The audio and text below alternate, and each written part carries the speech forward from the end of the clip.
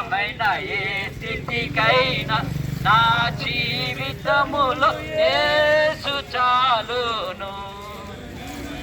హల్లెలూయా. భూదిగంత నివాసులారా, నా వైపు చూసి రక్షణ పొందుడని దేవుని యొక్క వాక్యం సెలవిస్తా ఉంది. దేవుని యొక్క వాక్యం ఇలాగ సెలవిస్తా ఉంది. యేసయ్య మనందరి పాపాల కొరకు ఆయన ఈ లోకానికి వచ్చి మనందరి పాపాల కొరకు ఈ లోకంలో కలువరి శిలువలో చనిపోయి సమాధి చేయబడి ఆయన తిరిగి లేచి ఉన్నాడు. సమాధి చేయబడి తిరిగి లేచినటువంటి ఈ సందర్భంలోనే మేము ఈ శుభవార్తను మీకు అందిస్తుంటున్నాం.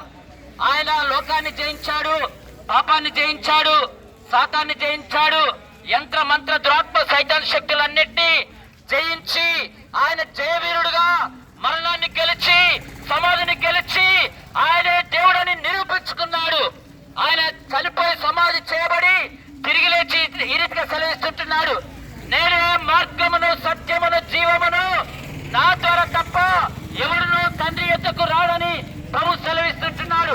కనుక యేసుక్రీస్తు ద్వారానే మనము పరలోక రాజ్యం చేరవలసినది, నరకం తప్పించుకోవాల్సినది.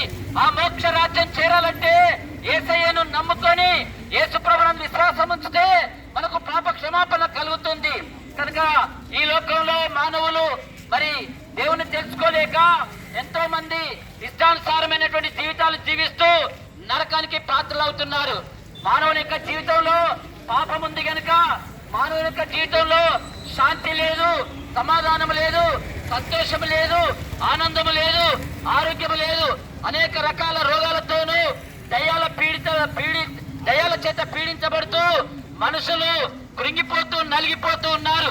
వీరందరినీ రక్షించడానికి ఆయన ఈ లోకానికి వచ్చినాడు. ఆయన ఇలాగ సెలవిస్తుంటున్నాడు, ప్రయాసపడి భారం మోయుచున్న సమస్త జనులారా నా యొద్దకు రండి, నేను మీకు విశ్రాంతి కలగచేస్తానని ప్రభు సెలవిస్తుంటున్నాడు. కనుక ఈ ఉదయకాల సమయంలో మరి అందరికి ఆహ్వానాన్ని తెలియపరుస్తుంటున్నాడు. ప్రయాసపడి భారం మోయుచున్న సమస్త జనులారా, అనగా కులము, మతము, జాతి, రంగు, భేదము, ఈ భేదం ఆ భేదం, నల్లడని తెల్లడని ఏ భేదము లేకుండా అందరికీ దేవుడు ఆహ్వానాన్ని తెలియపరుస్తుంటున్నాడు. కనుక యేసునందు విశ్వాసం ఉంచి మనందరికి కూడా మారు మనసు పొంది మరి పాప క్షమాపణ పొందుకొని మరి నరకం తప్పించుకోవాలని యేసుక్రీస్తు ప్రభుల వారు ఆయన లోకానికి వచ్చి ఆయన చనిపోయి సమాధ్యపడి ఆయన తిరిగి లేచున్నాడు. ఓ మరణమా నీ ముల్లెక్కడని మరణపు ముళ్ళును విరిచివేసి సమాధిని ఓడించి ఆయన జయవీరుడిగా తిరిగి లేచినాడు. ఆయనలాగా చనిపోయి సమాధి చేయబడి తిరిగి లేచినటువంటి దేవుడు ప్రపంచంలో ఇంతవరకు ఒక్కరు కూడా కానరాలేదు. కనుక ఆ చనిపోయి తిరిగి లేచిన దేవుడే నిజమైన దేవుడు. ఆయన లోక రక్షకుడు, పాపుల విమోచకుడు, పరిశుద్ధుడు, ఆయన నీతిమంతుడు.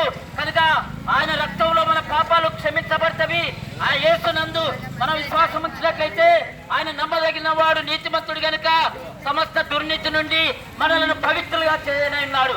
కాబట్టి యేసునందు విశ్వాసం ఉంచండి, పాప క్షమాపణ పొందుకోండి, నరకం తప్పించుకోనండి, పరలోక రాజ్యానికి వారసు కావాల్సిందిగా ప్రభు పేట ఆనబెట్టి తెలియపరుస్తూ ఈ మంచి శుభవార్తను మీకు అందిస్తున్నా. దేవుడు మిమ్మల్ని అందరినీ దీవించి రక్షణ మార్గంలో నడిపించి నరకం తప్పించి పరలోక రాజ్యానికి వారసుగా చేయను గాక. ఆమేన్, ఆమేన్, ఆమేన్.